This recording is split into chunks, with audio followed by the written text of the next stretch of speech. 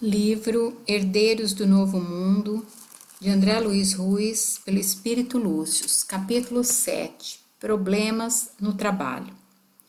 Logo pela manhã, Alberto dirigiu-se para as atividades profissionais no escritório da grande empresa cujas finanças tentava controlar com o melhor de sua inteligência.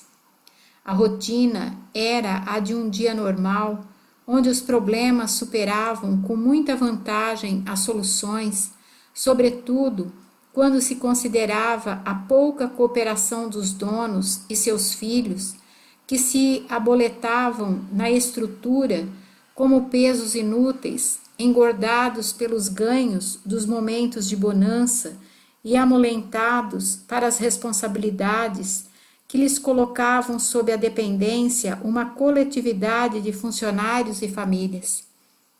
Moacir e Rafael eram os dois sócios principais, os iniciadores da empresa que, casados com Valda e Alice, duas irmãs, pareciam compor o ideal de sociedade, mesclando a confiança da família com os interesses de ganho material próprios do negócio, combinação da qual se deveria esperar a prosperidade de todos.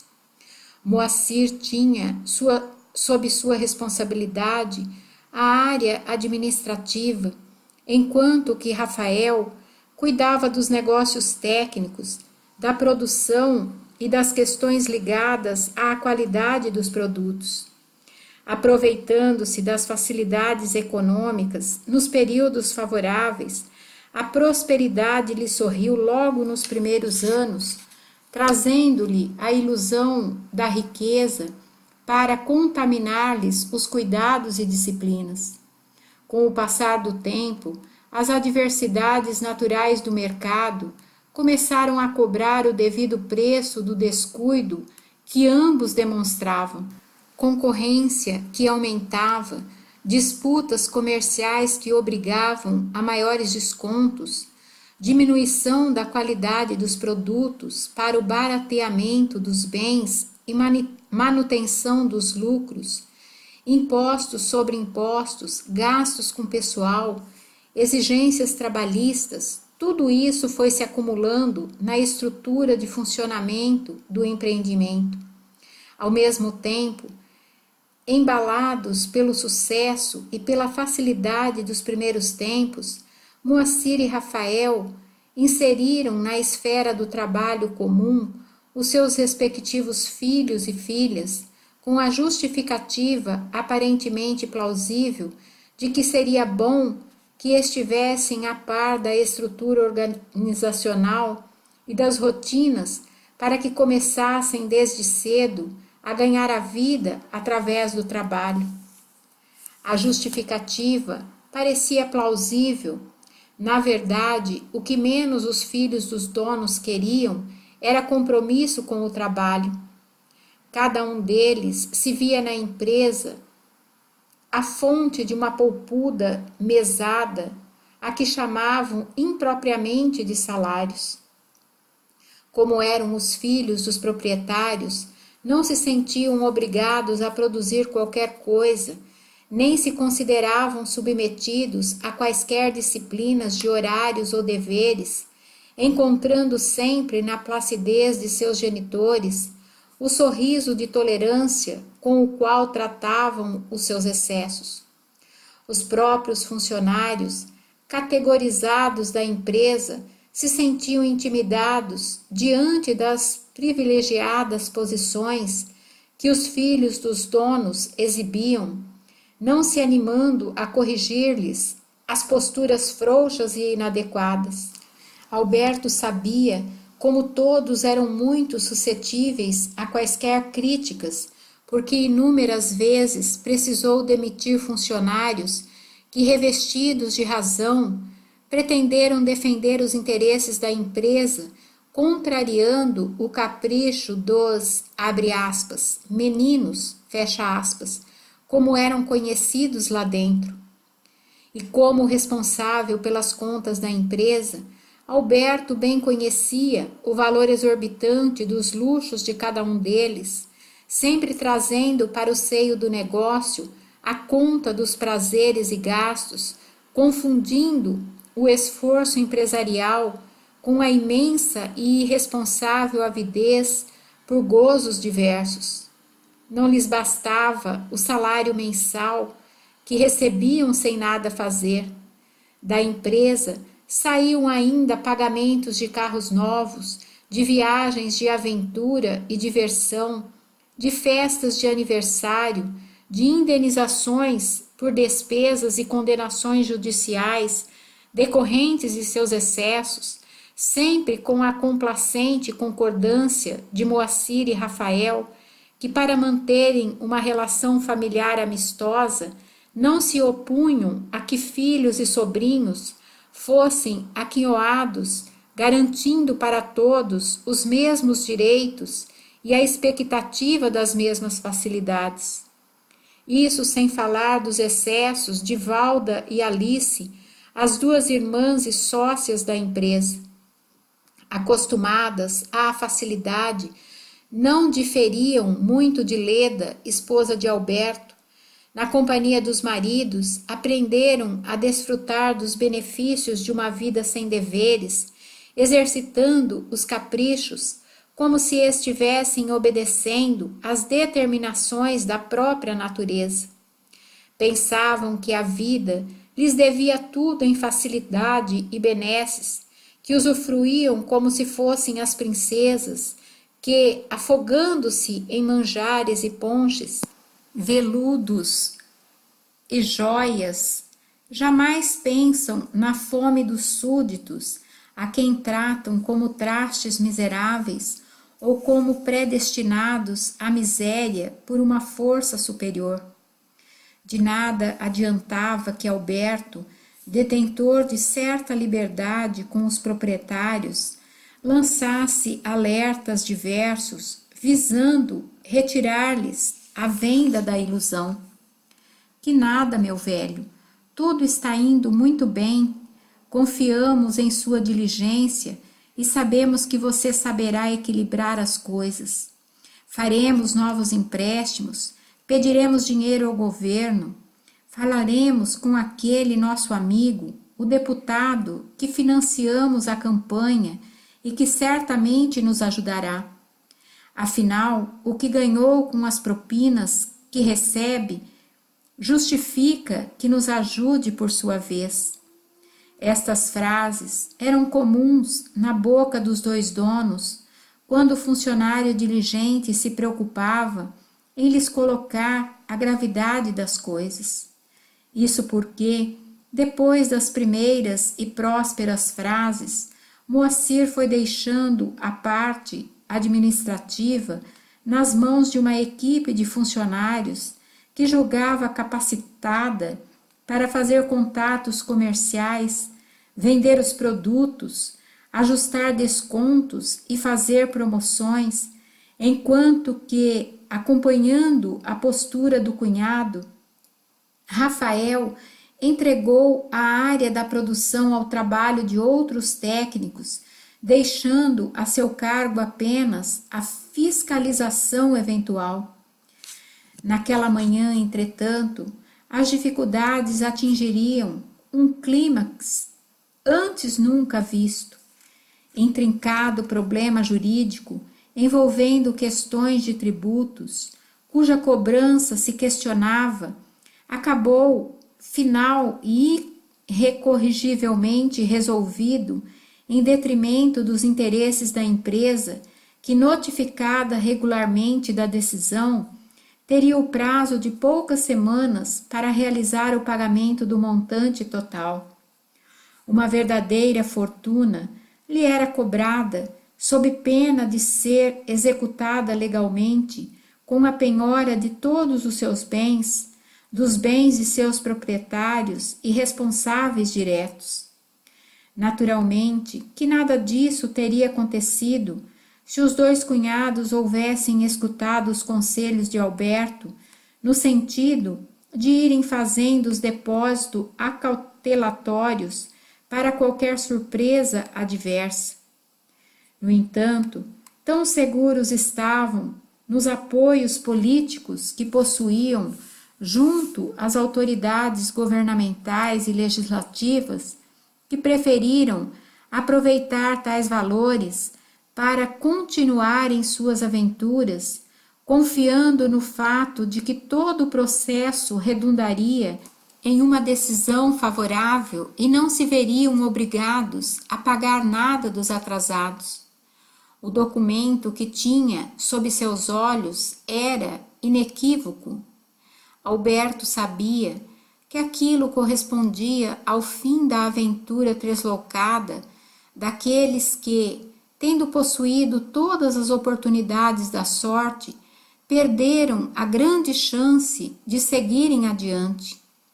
Ele próprio estaria em péssimas condições, porque lhe faltariam os recursos indispensáveis para a manutenção do próprio padrão de vida. No entanto, não podia deixar de comunicar tal circunstância aos verdadeiros responsáveis. Obedecendo à rotina dos proprietários, esperou que chegassem à empresa para que lhes submetesse o problema. Reunidos algumas horas depois, apresentou o documento respectivo e esperou pelas reações de ambos. Ora, Alberto, o que é isso? Mais um papelzinho com más notícias? Vamos lá, meu velho, dê um jeito nisso. Você que é o mago das finanças, falou Rafael, tentando fazer-se de engraçado. Admirando o tamanho da irresponsabilidade, Alberto meneou a cabeça e respondeu taciturno: Infelizmente, senhor Rafael, esta mágica está acima de meu talento. Observando a reação do chefe da contabilidade, Moacir exclamou indignado: Como assim, meu amigo? Tudo tem solução nesta vida. Concordo com o senhor, mas então, neste caso, será necessário que os senhores arrumem em 30 dias um valor correspondente a 20 empresas como esta, porque pelos cálculos realizados, acrescidos de multas, juros legais, custas processuais, correções monetárias, entre outras verbas, esse será um montante que precisaremos pagar aos cofres públicos. A previsão sinistra de Alberto era grave demais para que ambos se animassem a fazer graça. Mas, balbuciava Moacir, como você foi deixar que as coisas chegassem a esse ponto, Alberto? Colhido pela primeira punhalada, o funcionário não perdeu o controle e respondeu: Certamente que há muito tempo venho avisando os dois de que as coisas não andam bem e de que se fazia necessário prover recursos para os imprevistos. Sim, respondeu Rafael, demonstrando irritação nas palavras. Mas era você quem deveria organizar tudo isso e ir guardando para tal circunstância. Onde está a sua competência como contador? Alberto, então, abriu uma pasta que trazia consigo, exatamente para esse momento difícil, na qual estavam as cópias de documentos internos de suas reuniões administrativas e dos memorandos que a contadoria enviava aos dois proprietários ao longo dos diversos anos anteriores. Endereçando uma cópia de cada documento para cada um deles, afirmou: Como podem observar, desses ofícios devidamente rubricados por ambos, tais advertências foram efetivamente realizadas por escrito, isso sem contar as inúmeras conversas que mantivemos, durante as quais minhas preocupações eram sistematicamente vistas como exagero ou medo. E se tiverem o cuidado de ler até o final, realço o risco de falência que já vínhamos correndo há mais de 10 anos. E apesar disso tudo, ao longo desse mesmo prazo, a empresa lhes transmitiu, a título de retiradas e outras receitas, um montante maior do que as dívidas originárias, montante este suficiente para a época termos quitado os tributos questionados. Quando o processo judicial surgiu como uma oportunidade de não recolhimento, alertei-os para a necessidade de depositarmos judicialmente os valores em um fundo que, abastecido mensalmente com o valor do tributo que questionávamos, nos protegeria da incidência abrupta em caso de perda da demanda, medida esta que ambos consideraram inadequada, porque iria ferir profundamente a retirada mensal, tanto de cada um quanto dos próprios filhos. Assim, acho que tais documentos falam por si mesmos acerca das responsabilidades mediatas e imediatas que pesam sobre alguns ombros e que desaguaram nestes tristes eventos. Esses papéis não dizem nada, disse Moacir, jogando tudo para o lado num ataque de ira. E Rafael, igualmente imaturo para o insucesso, olhou para Alberto como a vítima que odeia o algoz, como se o velho funcionário fosse realmente o culpado pela desgraça de ambos. Sabendo, no entanto, que Alberto era o mais categorizado funcionário da empresa e que não deveriam transformá-lo de imediato no culpado principal, uma vez que em suas mãos todos os documentos estavam guardados, Moacir procurou controlar-se e, desculpando-se fingidamente, acrescentou: Desculpe meu destempero, Alberto. Fiquei muito desnorteado com tal situação que, pelo que suponho, nos levará a todos para o buraco. Vendo um pouco de lucidez nas palavras do sócio, Alberto corrigiu: Não, senhor Moacir. Com todo respeito, esse problema só vai tampar o buraco financeiro onde já nos encontrávamos havia muito tempo, tentando respirar um pouco antes de sermos enterrados. Você sabe nos dizer se temos recursos no curto prazo? Ora, senhor, temos poucos que estão reservados para a folha de pagamento dos funcionários. Avaliando o patrimônio físico, poderemos considerar que há recursos para honrar apenas insignificante parcela da dívida principal, remanescendo seu restante e todos os demais acréscimos. No entanto, sempre há a possibilidade de recorrerem aos amigos importantes que possuam, solicitando empréstimos.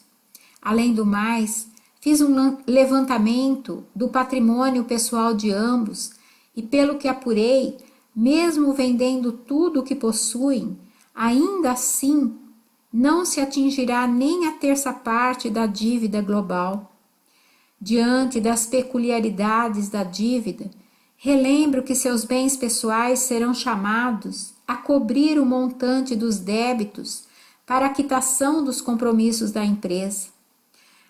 Estava me esquecendo que também pesam as dívidas previdenciárias que correspondem ao recolhimento das verbas dos funcionários, devidas por lei e que serão igualmente incorporadas ao valor principal a ser honrado preferencialmente. Tudo bem, Alberto, pode sair, que eu e Rafael temos muito o que conversar. Qualquer coisa, nós os chamaremos. Mas antes de qualquer decisão, por favor, não mencione nada aos funcionários sobre nosso estado, para que isso não se transforme numa bola de neve. Quem sabe a gente consiga fazer o milagre que você não se diz capaz de fazer. Que Deus os ajude. Quanto à minha discrição, podem contar com ela. Dizendo isso, Alberto deixou a sala, carregando o peito oprimido pela carga vibratória inferior que partira dos sócios irresponsáveis. Ao seu lado, entretanto, estavam Jerônimo e Adelino, reafirmando a presença amiga na hora difícil do destino. Ambos os sócios não sabiam como começar. Olhavam-se como se um grande reservatório de coisas mal cheirosas estivesse prestes a explodir a menor agitação. Isso porque tanto Moacir quanto Rafael discordavam da maneira como cada um levava sua vida, confundindo as necessidades e prazeres, luxos e excessos com a própria empresa. Quando um se excedia e debitava o custo das aventuras no patrimônio da empresa, o outro se sentia autorizado a fazer a mesma coisa para que não ficasse no prejuízo. As irmãs, dentro de suas casas, eram as primeiras a pressionarem os maridos a não se permitirem ficar atrás dos excessos do outro. Quando uma se ausentava em viagens de lazer, a esposa do outro fazia crescer as preocupações do marido com os ganhos e facilidades que estavam patrocinando tal excursão, exigindo um passeio tão ou mais custoso. Quando um dos sobrinhos surgia de carro novo, todos os outros também se sentiam no direito de trocar os seus veículos, debitando tais luxos aos cofres da empresa. Com o passar dos anos, todos eram fiscais de todos e ninguém saberia dizer de quem fora a responsabilidade pela vida nababesca e fútil que se instalara no cotidiano das duas famílias. Então, cada um dos sócios tinha seus motivos para levantar a tempestade que faltava para a derrocada da ilha da fantasia em que viviam. Você acha que o Dr. Gustavo não consegue enrolar esse negócio por mais tempo? Perguntou Rafael ao cunhado arrasado, recordando-se da velha raposa jurídica que, abastecida pelos cofres da empresa, era responsável pelo setor de processos e demandas. Mas, se já perdeu este processo, acha que tem competência para conseguir adiar o nosso enforcamento? Eu me recordo, falou Rafael novamente, de que ele nos alertara, dizendo que dificilmente ganharíamos esse processo e que tudo seria feito para protelar os pagamentos. Ora, já temos 12 anos de tramitação. Nisso, ele demonstrou ser muito competente. Quem sabe, diante de tudo isso, ele não tem algum coelho na cartola e a gente ganhe tempo para se safar dessa roubalheira do governo. Pode ser, foi a resposta de Moacir. Você acha que vai dar para eu manter a viagem que prometi a Alice como presente de aniversário? Perguntou Rafael. Ela já foi paga, meu amigo? Não, tudo já está reservado com a agência e iria entrar na contabilidade do mês que vem. Aliás, foi por isso que eu vim à empresa hoje, no intuito de relembrar a Alberto do compromisso que já havia acertado com você. Então, cancele a viagem, porque não poderemos pagar. Mas o Juliano, seu filho, acabou de comprar um carro e está na terceira parcela do financiamento, respondeu Rafael contrariado. Colocando a pólvora no fogo, Moacir explodiu. Quem você pensa que é para ficar pretendendo me jogar na cara os gastos de meu filho? Tanto quanto ele, os seus filhos também têm sido duas sanguessugas aqui dentro. Juliano vai devolver o carro ou terá que pagar o financiamento com seus próprios recursos, coisas que seus filhos também terão de fazer, porque não haverá mais nem salário, nem cobertura para suas despesas, até que a gente resolva isso aqui. Calma, meu amigo, falou Rafael irônico.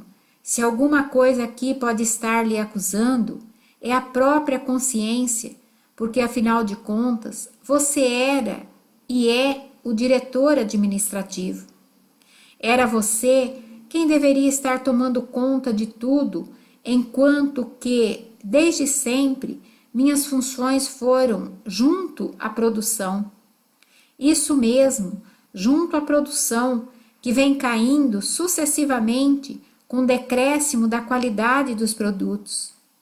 Claro, meu amigo, tudo isso para atender às exigências administrativas de lucros e mais lucros, em decorrência da sua incompetência de conseguir novos mercados e penetrar em outros segmentos.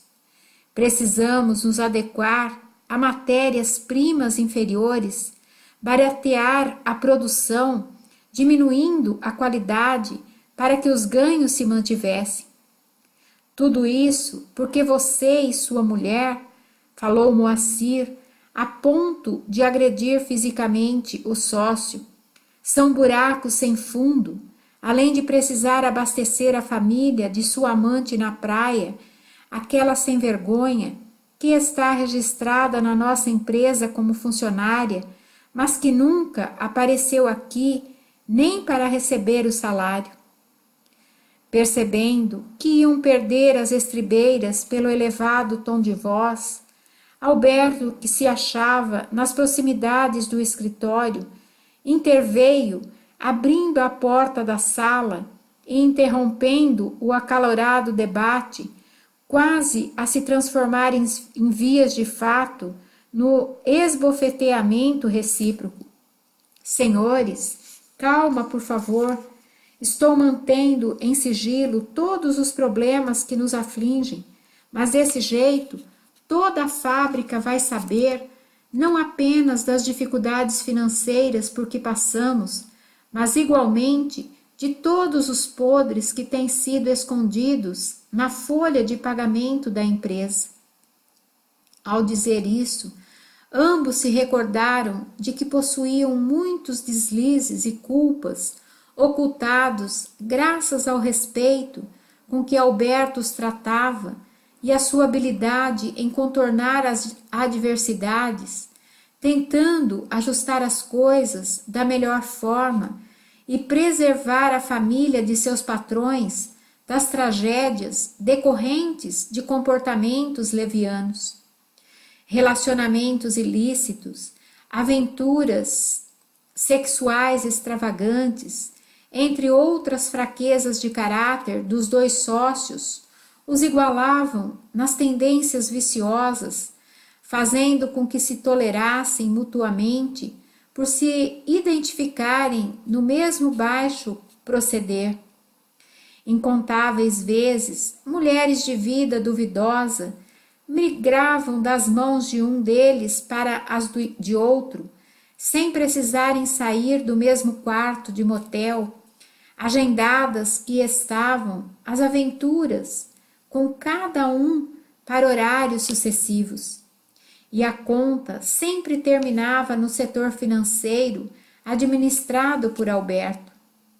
Repentinamente, a intervenção deste último teve o condom de inibir quaisquer exaltações musculares, como se houvesse sido o banho gelado salvador. Obrigado, Alberto, exclamou ríspido Moacir. Se você não aparece, não sei o que faríamos. Rafael estava agitado por dentro, mas se mantinha aparentemente equilibrado, apesar das referências do cunhado acerca de sua vida leviana e da família paralela que mantinha ao longe. Um temporal de terríveis consequências tinha começado a varrer a planície das facilidades na qual as duas famílias haviam construído o castelo de areia de suas vidas. Alberto, telefone para Dr. Gustavo e marque com ele uma reunião para amanhã, logo pela manhã, ordenou Moacir. Sim, senhor. Para as 10 horas está bom? Bom nada, respondeu agitado. Tem que ser logo para as 8. Está bem, marcarei para este horário, se o doutor estiver disponível. Pois lhe diga do que se trata e comunique-lhe que o convocamos para essa reunião de emergência, pois o caso é grave. Acenando afirmativamente com a cabeça, Alberto foi providenciar o agendamento com o advogado da empresa, enquanto pensava consigo quantos anos fazia que nem Moacir nem Rafael chegavam à empresa tão cedo como estavam programando para fazer para o dia seguinte. Acalmados pela palavra de Alberto, os dois esfriaram um pouco os ânimos e passaram a pensar em outras saídas. Vamos nos comunicar com o deputado e pedir a sua ajuda. Além disso, podemos ver com Gustavo como fazer para burlar a lei, como conquistar novos empréstimos e darmos um sumiço no que for possível. Precisaremos de uma consultoria especial de alguns nossos conhecidos para que possamos limpar os registros legais, retirando informações dos computadores para que não rastreiem nossos bens ou os de nossos filhos. Precisaremos dar um jeito de retirar de nosso patrimônio tudo o que esteja disponível, sem fazer alarde, sem levantar suspeitas. Tenho um amigo num cartório que me deve vários favores, inclusive me deve dinheiro grosso. Vou cobrar o pagamento, seja em moeda, seja em, abre aspas, serviços, fecha aspas. Os planos de Rafael eram acolhidos por Moacir como verdadeira e oportuna estratégia de guerra que, derrubado das nuvens da ilusão da riqueza, imaginava-se agora na difícil tarefa de administrar a esposa doidivanas e os filhos gananciosos e despreparados. Disso também não fugiria o próprio Rafael. Valda, a esposa do primeiro, e Alice, mulher do segundo, seriam o espinho doloroso que ambos carregariam na garganta, fruto de suas vivências vazias e sem sentido, estimuladas pelos maridos vaidosos e arrogantes. Era o fruto amargo da sementeira perigosa que lhes competiria colher doravante.